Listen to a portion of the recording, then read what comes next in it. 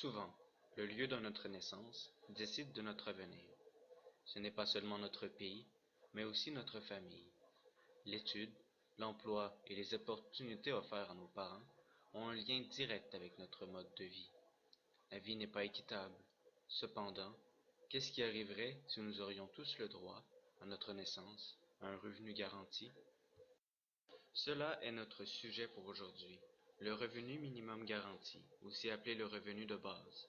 Le RMG est un capital minimum inconditionnel et non imposable pour que tout le monde ait une vie convenable.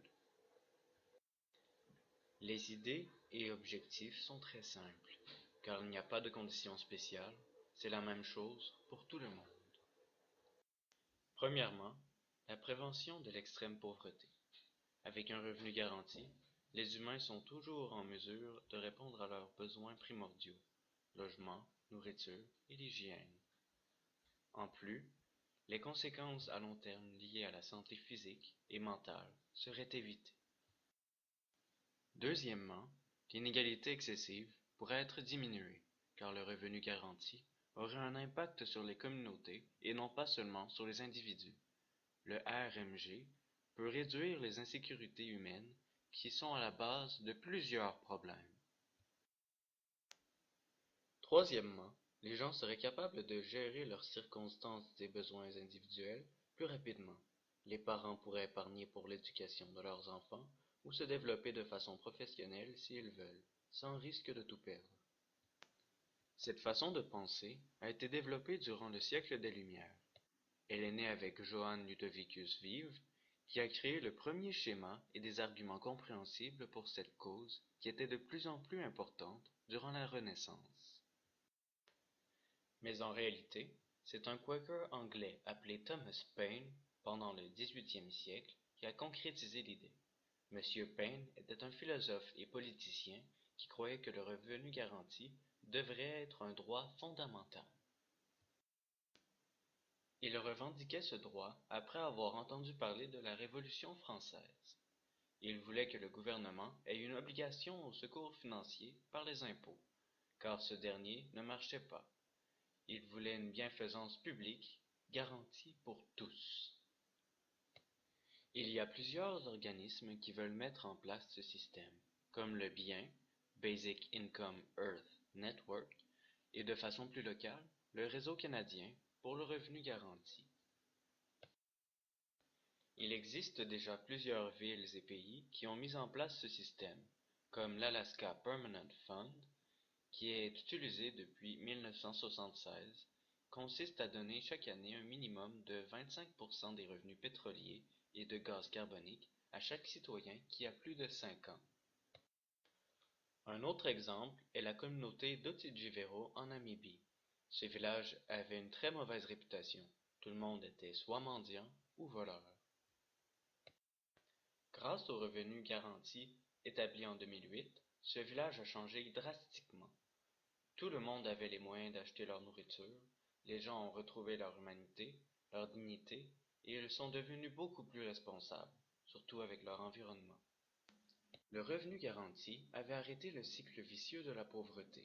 Même quand quelques personnes sont allées au bar pour dépenser leur RMG, la communauté a résolu ces problèmes de façon diplomatique. Les familles de ceux concernés ont parlé avec ces individus et le propriétaire du bar a même décidé de fermer son commerce le jour de paye. Depuis 2009, le village d'Otjivero veut même établir le système de RMG de façon nationale. Cependant, le gouvernement n'a pas totalement accepté. Il y a plusieurs autres exemples. 20 villages en Inde ont été choisis pour établir le RMG. Depuis 2012, les résultats étaient plutôt positifs. Les communautés dépensaient plus en santé et en éducation. La performance des enfants dans les écoles a augmenté dans 68% des familles. Le temps passé dans les écoles a triplé et le nombre de nouvelles entreprises a doublé. Des systèmes semblables ont été mis en place au Brésil en 2008, en Belgique en 2014, en Finlande en 2015 et même en Suisse en 2016. Le financement se ferait par l'impôt régulier et la quantité de base serait décidée de façon démocratique. Évidemment, le RMG ne va pas régler tous les problèmes d'inégalité et de pauvreté, mais elle peut certainement contribuer à l'équilibre. Premièrement, la justice sociale. Tout le monde reçoit le même revenu sans considérer leur statut. Cela ne remplacerait pas les mesures sociales normales, mais le RMG donnerait une base plus forte pour celles-ci. La seule condition serait d'être un résident permanent ou un citoyen du pays pour que ce droit s'applique. De plus, cela aiderait le développement économique et écologique de la population. Imaginez, si votre subsistance serait assurée, vous auriez le choix d'acheter des produits plus écologiques, de commenter des nouvelles mesures, de penser plus à l'impact de vos achats, d'appuyer le commerce équitable, de contribuer au développement durable, etc. Vous pourriez travailler dans ce que vous voulez vraiment, sans être préoccupé par l'argent, commencer une nouvelle entreprise, poursuivre vos études, etc. Le développement personnel et communautaire serait assuré quand les gens ne devraient pas se battre pour survivre, et l'économie serait stimulée si tout le monde avait le choix de travailler dans leurs ambitions et leurs désirs. L'insécurité serait en baisse, car les gens ne sentiraient pas le besoin de voler. Certainement, ce n'est pas la solution parfaite. L'effet inverse pourrait se produire. Peut-être que les gens ne voudraient plus travailler, et les bases d'une société plus productive seraient détruites. Le rôle du gouvernement serait éliminé, et notre monde sombrerait dans le chaos.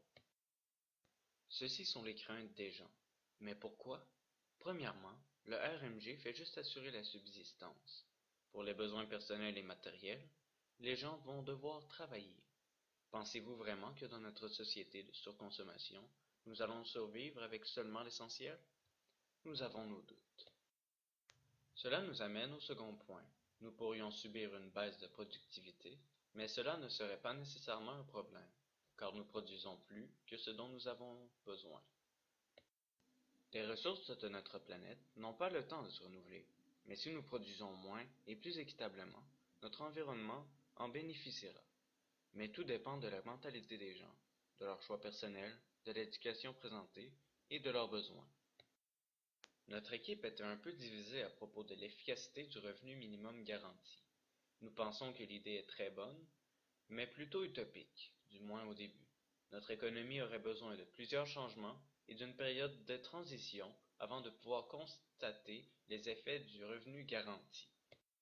Nous pensons que la meilleure solution serait de commencer à petite échelle et graduellement augmenter le RMG pour que le changement ne soit pas trop drastique pour la population. Mais nous sommes tous d'accord que nous devrions essayer le RMG, car théoriquement, cela serait un bon changement.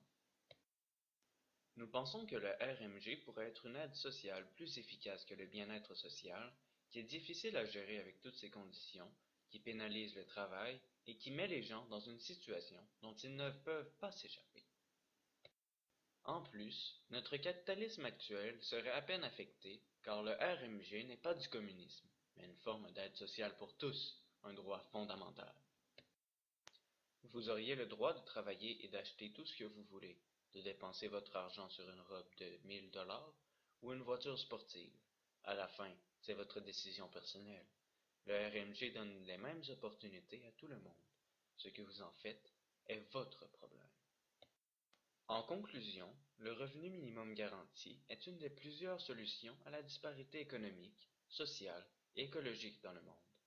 Le fait d'assurer la subsistance des gens pourrait changer la société.